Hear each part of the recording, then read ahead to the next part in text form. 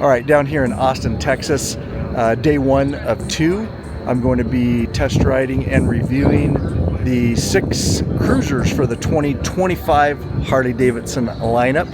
As you can see, many of them behind me here. I can feel it coming in the air tonight. Oh Lord, and I've been waiting for this moment for all my life. Oh Lord, can you feel it coming in the air tonight? Oh Lord, oh Lord.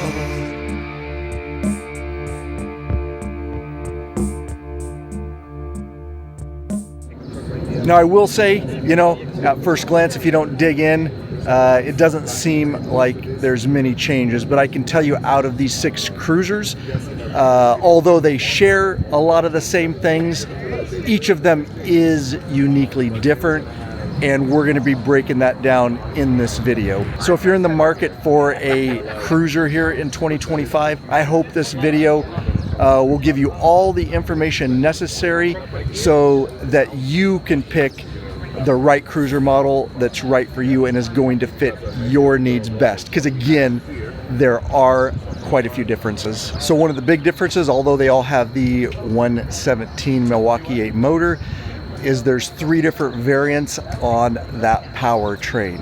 And so for the Lowrider ST and the Lowrider S, you've got the high output version of that. And then on the Fat Boy and the Breakout, you have a custom version. And then on the Street Bob and Heritage Classic, you have the Classic. So the way they're achieving that is through varying cylinder heads, throttle bodies, and intake manifolds. And then of course, the tune on the bikes. And also each ride mode, they are all coming with ride modes now, very cool, rain, sport, and road. They're also able to tune those modes appropriately. And so you are going to get different performance and a completely different feel on each of the variants, depending on which one you choose. Also, they've really dialed in the sound. Each bike not only is gonna feel different as far as the tune and which variant of the powertrain you have, but they're going to sound different too. This guy here, you got to stop following me, bro. You've been following me from different events, and I get a no contact order. I don't know. I can't get away from you, man. We're both starting on the Street Bobs. We're the Street Bob Bros today. Yeah, I definitely feel younger. For sure. This is the bike I'm starting on this morning, the Street Bob. And this is the Purple Haze, and it is beautiful. Oh, it feels good to be on the saddle, getting out on the ride, day 1. We got a whole nother day tomorrow to ride. 3 other cruisers in the lineup. This is the Street Bob that I'm on this morning, getting started. I definitely feel younger. All right, so on the ride modes, you can turn traction control off, which I appreciate when manufacturers allow us to turn some of these features off. Traction control button right over here on the right grip, you just push. You got to be stopped like this, and I'm just going to hold down, and you'll see the orange light up there appeared. Traction control's off now. If I push it again, it goes away, traction control is on. Pretty easy on your ride modes. Just over here on the right, you can either push it or you can just flick, and you'll see sport, then the cloud with the rain mode, and then the road mode, and then sport. Definitely highly recommend it.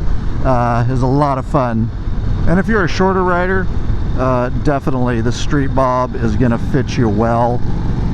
Just as far as the rider triangle goes, of course, I'm 5'8", my arms have a real good bend in them, so you could even have shorter arms. And then when I'm stopped, of course it's mid controls, and my knees are bent just with the mid controls, as you would expect. But when I'm stopped, I'm flat-footed at 5'8", and my knees are bent, and I could even be shorter and still be flat-footed. That's what's nice about these smaller cruiser models. So on the gauge, we got an analog speedometer with a digital section underneath. Of course, over here on the left handlebar, you've got your different modes in which you can flip through, you know, your odometer and and RPMs, which is where I would have it most of the time. I like to see those RPMs. And there we've got our fuel remaining, and of course your TPMS. There's your front and there's your rear tire pressure management system. Very cool. Remaining fuel, 135 miles. Time, and then back to RPM for me. And I love these small cruisers. You know, comparatively to a touring, which I mostly ride, these things feel literally, they're so light and nimble, like a BMX bike sometimes when I'm riding them.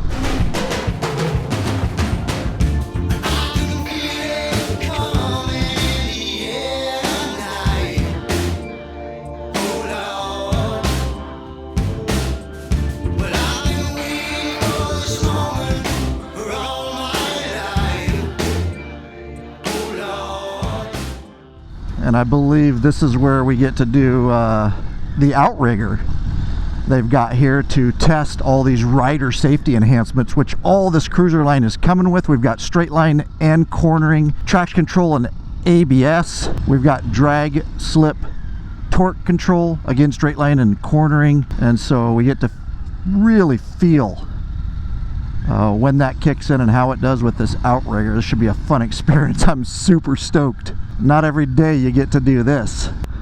Not a bad way to start the day on the Street Bob. And yes, I have a cold up on returning from this trip, but the video needs to get out, so please bear with me throughout the video. All right, so now we just kind of wait. Everybody gets their 10 minutes with the outrigger to experience that. And with that said, I do want to thank Harley and tell everybody that I am blessed that they bring me down here so I can have hands-on access to these bikes, experience as much as I can so I can relate that to you all. And my hope is that you can make an educated decision on which of the cruiser models is right for you. And yes, they do get me here, they fly me here, but they never tell me what I can and can't say in these reviews, or I simply wouldn't do them. You will always get a fair and honest review on this channel. And if you're watching a channel that never says anything negative about a bike they're reviewing, or at least something that they think can be improved, I would just ask you to question that overall review, because it can be done tastefully, and I know that these manufacturers listen. They really want to make the best product for the consumer. The test involved riding around a corner into loose sand and then aggressively hitting the throttle while cycling through each ride mode: rain, road, and sport, in that order. To cap it off, traction control was completely turned off. Not only was this an absolute blast, but it also highlighted just how effective these rider safety technologies are on Harley's cruiser models.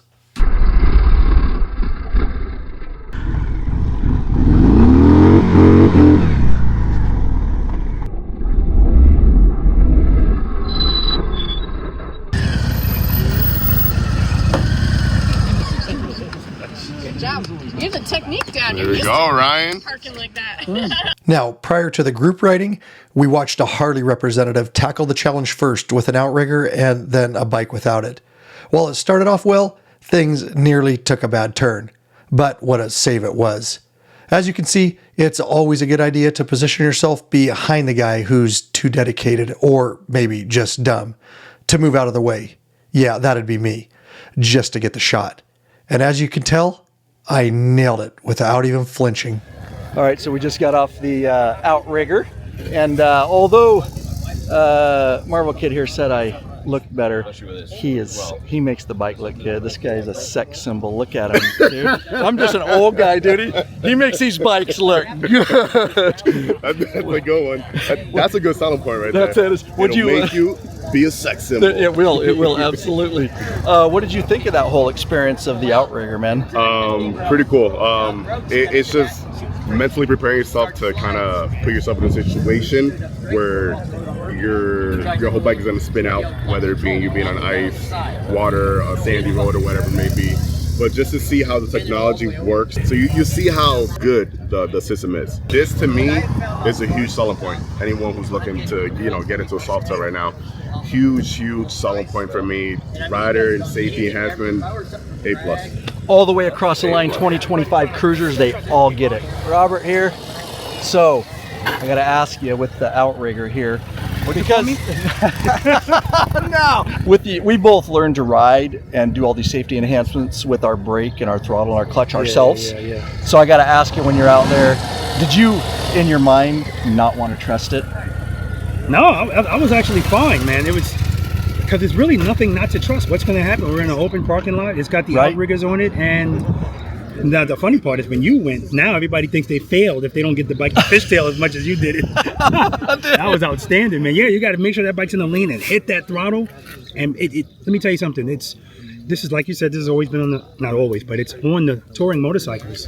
And it's even something I didn't really pay a lot of attention to, but to be able to come out here and do that without worrying about the bike dropping or anything, go through all 3 modes and then take off the traction control, that right there is the selling point. This should be mandatory for all motorcycles, period. Yep, it absolutely makes you trust them and that they are there and that they do work. So absolutely, and it's not for people that say, hey, you know what, just learn how to ride. It's got nothing to do with that. Stuff happens. And so if they're going to add something to the motorcycle to help, just in case, you know, I tell those same people, all right, take the airbags out of your car, take the, you know. yeah, good point. You know, come on now. Good Ridiculous. point. Yeah, obviously learn how to ride well, but they're there for you. Always a pleasure to ride with this guy, man, because same. You know, we might smoke some clutches out here today. If we get a chance, we'll do it. Oh yeah, for sure. Yeah, for sure. Absolutely, man. All right, gonna ride the Street Bob a little longer. Remember, out of the 3 Milwaukee 8 variants, this is the Classic variant, shared with the Heritage Classic also. All right, we are on a 2-lane windy road here, much better than the freeway, so just get a feel for this nice light little bike. Can pretty much just throw it wherever you want it. So being the Classic variant of the motor, this 117, it is coming in at 98 horsepower at 4,600 RPM and 120 foot-pounds of torque at 2,500 RPM. And so because that peak torque comes in at lower RPM, makes sense, the name, more of a classic feel. At your lower revs, you're going to be able to get into that torque.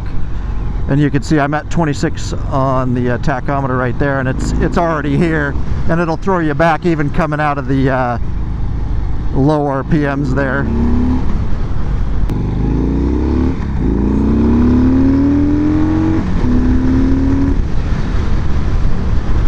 And the whole cruiser lineup coming with adjustable brake levers now, which is really nice. So you can have the front brake engage off the grip where you want it, just a little adjustment wheel there. All right, so who's the 25 Street Bob for? Well, if you want like a day bike, a commuter bike, comfortable with the mini apes, shorter rider, you've got the old school look with the rubber boots on the front forks. It's a super light bike. It's got the classic version of the M8, so it's a little bit tamed down. But for a light bike like this, that many horsepower is still plenty. It can be run for cruising in those lower RPM ranges. It's really happy in there. Plenty of power to pass, and it'll still throw you back in your seat, so don't be fooled. But it's just going to be a more relaxed overall feel, less revvy than like the custom version or the high output version. Those are going to be higher revving motors as we move up. But all in all, just a great day bike. All right, so done with the Street Bob. It is the Breakout, so we'll give that a spin for a little while. I did review this bike at the 120th homecoming anniversary in Milwaukee. I'll link to that video in the description below. You want to get a better idea of it. But just remember, this new 25 is going to have that different Milwaukee 8 117 with that custom tune, if you will, or custom variant, I should say. Definitely with that fat tire, it's, you know, that's something that happens with when you get the fat tire. They're just not quite as nimble, but they did a really good job with it. Even though it has a fat tire, it's well balanced. Scrape there, really easy to get into the pegs, but still a very fun bike. Loads of fun you can have on it. Just understand you're gonna have to work a little bit harder to be whipping it one side to the other and taking those corners. It's gonna feel a bit heavier. It's So remember, on the Fat Boy and Breakout, you get the custom variant of the Milwaukee 8 117. So this coming in 104 horsepower at 4,800 RPM and 126 foot-pounds of torque at 3,000 RPM. So you can see, you know, classic and then custom, you move up a little bit higher, revier motor, power delivery a little bit higher, and then of course we'll get into the high outputs eventually, and those are definitely higher revving and running motors. At least on the Breakout, you've got forward controls, pegs, and then of course the Fat Boy, you get actual floorboards. So just all things to take into consideration when you're trying to decide what kind of riding and you're going to be doing and what cruiser you want. Single front brake on this guy, conventional front suspension. So you can see I'm in third gear. I'm running this bike a little bit higher RPM. It's happier there. I'm going to back off here a little bit from the group, and then we're going to roll this thing. So I'm going to roll it, get up to a higher, and right about 4. Oh yeah, comes on nice. And with the Breakout, you get a lot of feedback in the handlebars, a lot of feedback in the pegs. Definitely more vibration than some of the other models, so you feel this bike, everything about it as far as mechanically. So just something to be aware of. It's not good or bad, it depends what feel you want. All right, and just something to be aware of on the Breakout. I'm 5'8", and with the bars stock the way they are, of course they can be changed out, but if I'm all the way back in the saddle with my back up against the rise in the seat, my arms are locked out, and in order to get a little bend in them, which is what I want, I have to lean forward, and when I do that, now I've got a curve in my lower back. And again, I'm at 5'8", so some adjustments would need to be made to this bike to make it comfortable for me. Something to be aware of. But again, they make the bikes for a broad array of riders, and then you have to make adjustments as necessary. And of course, if you're just cruising on this thing and you're not hitting the corners hard just like this, you can run it at the lower RPMs. You know, just that your power band's up a little bit higher, but it cruises really nice. Although both models share the Milwaukee 8 117 engine with the custom variant, the Fat Boy immediately feels more comfortable for a rider around 5'8". The handlebars are pulled back slightly, allowing for a relaxed riding posture without the need to hunch forward to bend the arms. Another notable difference is the gauge placement. On the Fat Boy, it sits atop the tank within the dash panel, unlike the Breakout, where it's mounted on the handlebars. The Fat Boy is an iconic model with a distinct style, look, and feel. Like the Breakout, it features a wider rear tire, so the handling characteristics I described for the Breakout also apply here. The addition of floorboards instead of pegs further enhances comfort. However, in my experience, the Fat Boy seems to produce fewer vibrations. As an aggressive rider, neither the Fat Boy nor the Breakout would be my top choice if you enjoy leaning deep into corners. These bikes are built for cruising, and they stay true to that purpose. I easily scrape the pegs and floorboards in turns without even pushing hard. That's largely due to their limited lean angles. The Breakout offers just 26.8 degrees, while the Fat Boy has even less at 25.6 degrees. By comparison, models like the Lowrider S or ST, which I'll be riding later in this video, have a lean angle of 31.3 degrees, a significant difference that greatly enhances cornering capability.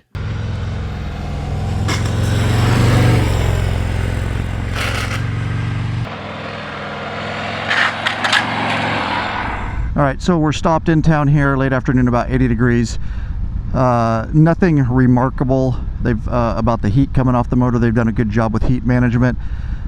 This whole cruiser lineup is air-cooled and oil-cooled heads, not water-cooled like the Grand American Touring. And basically the oil goes through the front head, then through the rear, circulates and back through. And no real complaints about the heat. And of course these 117s have the EITMS, the engine idle temperature management system. So at a stop, the rear cylinder will shut down to act as an air pump and help cool. Then as soon as you move or hit the gas, it goes off and refires. Now, as a police motorcycle officer and instructor, I couldn't help but get the itch for some technical low-speed training during a gas stop, especially after hours of riding at speed. I knew Rob Simmons from Be the Boss of Your Motorcycle felt the same way. So, what better way to pass the time than to push these fat rear tire bikes through some bar lock turns in both directions, trailing each other for fun. At events like these, Rob and I always feel the need to train a little, and I think it even entertains the rest of the group. One thing's for sure, and I know Rob would agree, you should take every opportunity to practice. The more confident and in tune you are with your bike's control, handling, and feel, the better your chances of avoiding accidents and injuries. Plus, we always have a blast practicing our skills at these events. But I've been waiting for this moment for all my life. Oh Lord, I can feel it in the air tonight. Oh Lord, oh Lord. But I've been waiting for this moment for all my life. All right, as if yesterday was not just awesome, we get day 2 here in Austin, Texas. And I am super stoked, being a traditional chrome guy, that you can now get the 25 ST with chrome trim. Of course, you can get black. This is the blue, and definitely my favorite color out of all of them available on the ST with that chrome trim. Just freaking pops. And also available today is the Lowrider S, which is the same exact bike as the ST minus the fixed fairing. Other than that, they are identical. And of course, we'll see. May hop on the Heritage Classic. It's also available. It's an underrated bike. This is really They're great bikes, but you don't. it's a Not really everybody talks nice about them, bike. but they're just a great cruiser, man. And then you can take the bags, the windshield, if you want to. Yeah, exactly. Yeah, strip it down. Although this morning I did get a bike with the black trim. I'd rather have the chrome, but hey, I'm still not complaining. I'll ride it. I'm doing the ST. I'm just going to be honest. If you let me start on that, I don't know if I can get off of it. Oh no, and that's why I didn't want to start on it. I said, let me start with the S, do the Heritage, Yeah. and then come home with the ST. Yeah, Maybe well- come home because I want to come home with it. Yeah, right. Yeah, I might just take off from here. You might not see me today. I'm just riding straight back home. Straight off to Florida. Let's go. Oh, Lowrider S will be fun too, though. Yeah. Have fun on that bad boy. Yeah.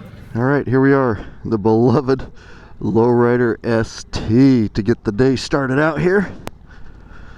And I got to test ride and review this bike when it was first released years ago down in California. Loved it then, and they've just added to it and improved it at this point with this 117 and Milwaukee 8 variant. Somebody left it in road mode. We better get this in sport to start out here. Feels good to be back on the Lowrider ST. It's been a few years. And after getting off the classic and custom variant of the Milwaukee 8 117, I definitely quickly realized I am on the high output, jumping on the Lowrider ST, also coming on the Lowrider S, that high output version, which is going to be this higher, revier motor.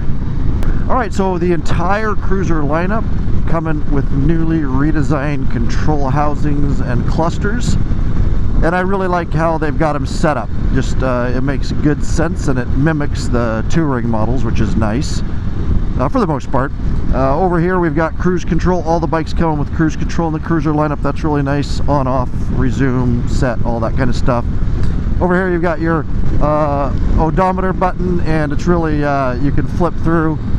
You can see on the gauge there, that's your TPMS, tire pressure management system, and your miles and all that kind of stuff. And then you've got your left signal, your horn over here. Up top you've got a your headlight switch, and it's a flicker. You can flick it to flash, and then you can push it forward for high beam, pull it back for low beam.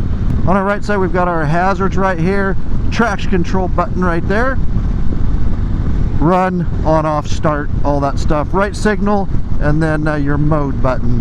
Nice thing about these switches is you can either push it with your thumb like so to switch modes, and then you can also just flick it if you want with your thumb. That does the same thing. Then of course you can push it for signal. That's a Lowrider S over there, and I love that color. Love that color. Same bike, guys, just minus the fixed fairing here.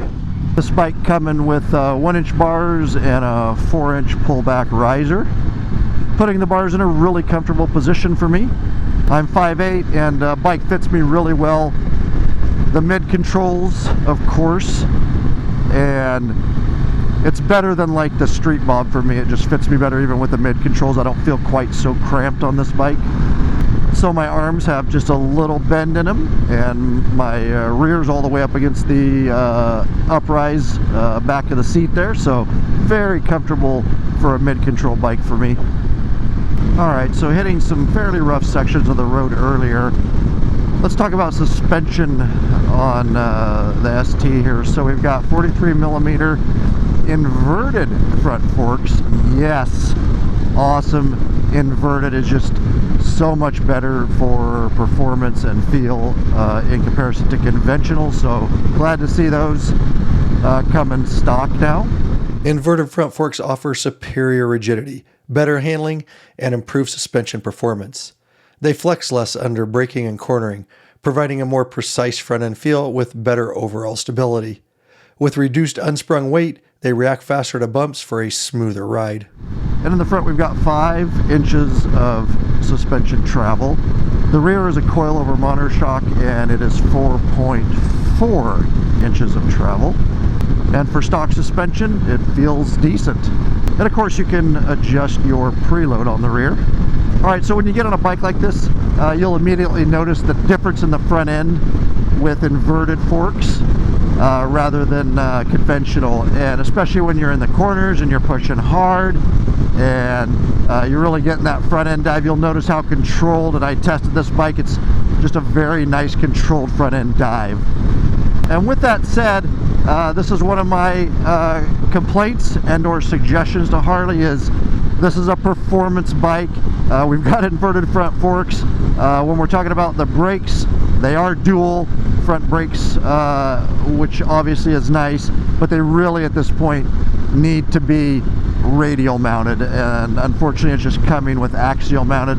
Radial are just superior as far as performance and feel. So just to cap off this performance bike, Radial mounted brake calipers outperform axial mounted calipers because they provide better rigidity, reducing flex under heavy braking. This results in more consistent braking power, improved feedback, and better overall performance. And of course, I'm just reviewing this bike. To be fair, most riders who don't push hard probably would notice the benefits of radial mounted. And this bike, obviously the fixed fairing, the one I jumped on, did not have the upgraded Harley audio by Rockford Fosgate, but they do have a unit you can purchase for these bikes, and it sounds really decent. Also, I gotta mention, even the touring models and the cruisers is we're still we've got a clutch cable system here in 25, and let me just say, Indian, to be fair, also running a cable clutch system. I really wish these manufacturers, both of them, would go back to hydraulic or go to hydraulic. It is a superior system. As a police motorcycle officer and instructor, I can tell you, I've dealt with both. The hydraulic doesn't need adjustment throughout the life of the clutch. It's a consistent pull.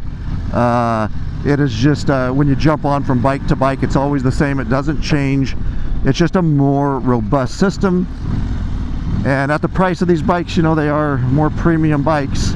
Hydraulic is a premium system. So again, I'm not just picking on Harley for that, but just hydraulic at this point. A lot of other brands are all running hydraulic. It's not a complicated system, but comparatively from riding the classic and custom versions of the Milwaukee 8 117 variant, this is the high output.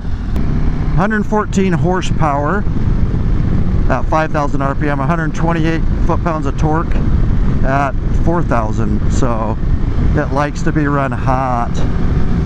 And the Lowrider S, equally as fun in the corners, just minus the club style fixed fairing. Of course, you've got the smaller fairing, but just a blast.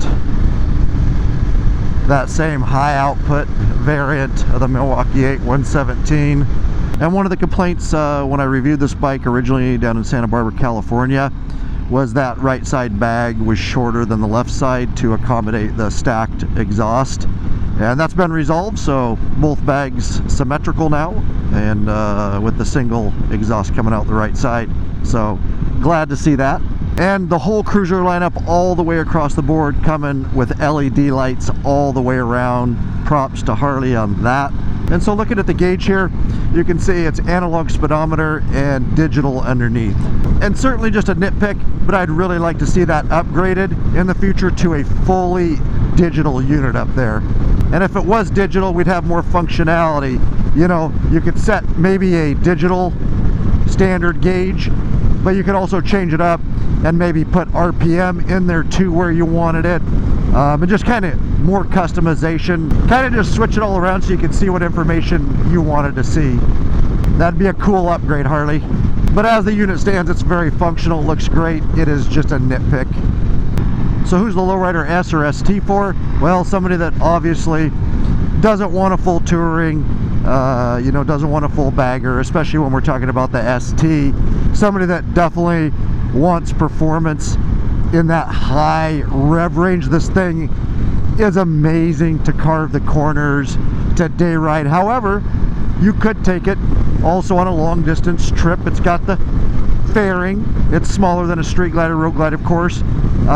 You've got the saddlebags. They are clamshell opening saddlebags. They don't have as much room as a full touring, but it gets you by. However, if you're going to take this on a 5-day trip or something like that, unless you're 20, I would definitely say you might want to consider getting rid of the mid controls and putting something forward on it, because that is an issue day after day with mid controls, unless you're 20, and I'm not 20.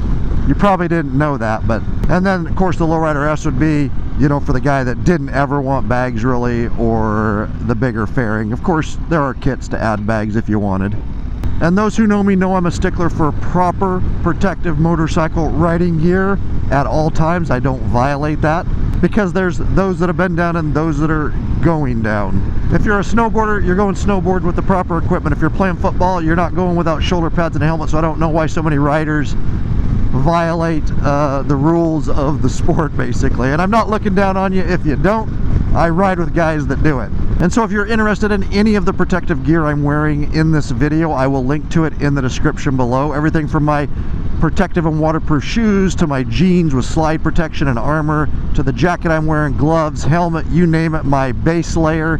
I'm always appropriately prepared. Now in this weather, a lot of time I'd be wearing my more summer hot weather jacket, but this jacket has a good range too. But I'll link to both jackets in the description below.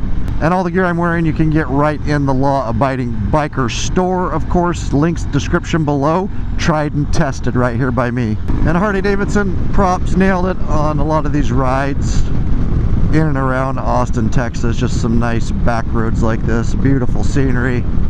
I have zero complaints in Texas riding Harley-Davidson motorcycles with really cool people. That includes the Harley-Davidson staff and, of course, all the other YouTubers and things down here. And definitely with the Lowrider S, ST, you sit in a more aggressive riding position, kind of up over the tank more. For that more, you know, aggressive cornering and performance and things like that. It's not like kicked back, laid back, like something like the Heritage Classic or something. Stop for lunch real quick. What a great morning ride along the river, the twisties here in Texas, on the Lowrider ST, nonetheless. I got no complaints. On the Heritage Classic, just of course, just a laid back, fun bike. Cruiser, gonna be more comfortable. Got that classic variant of the 117, so straight, like the Street Bob, I should say. Still plenty of fun in the corners for touring. Feels nice. The most comfortable seat out of the Cruiser lineup for sure. You got the windshield protection. And although this bike's in the Cruiser lineup, it really is right at the cusp of being a Grand American Touring, in my opinion. This is going to be a super comfortable bike, especially 5.8. The handlebars, the floorboards, the big brake pedal, a lot of the stuff you see on the full touring models. You know, and the nice thing about this bike is, you know, you can break it down, pull the windshield, pull the saddlebags, and, you know, throw them back on when you're going to do a longer trip. So that's kind of who this bike speaks to. But make no mistake about it, you could long distance tour on this thing. It's going to be super comfortable. That seat is really comfortable, and at the end of the day, when all your buddies are on the lowrider S or ST or street bob and the mid controls and their knees are locked up and their ass hurts, well, you'll just be grinning like ear to ear, ready to do multiple hundred more miles. It's a really comfortable bike, and it's just, you know, it's gonna cruise easier, lower RPMs, the classic variant of the Milwaukee 8. It's a mid-level tour bike.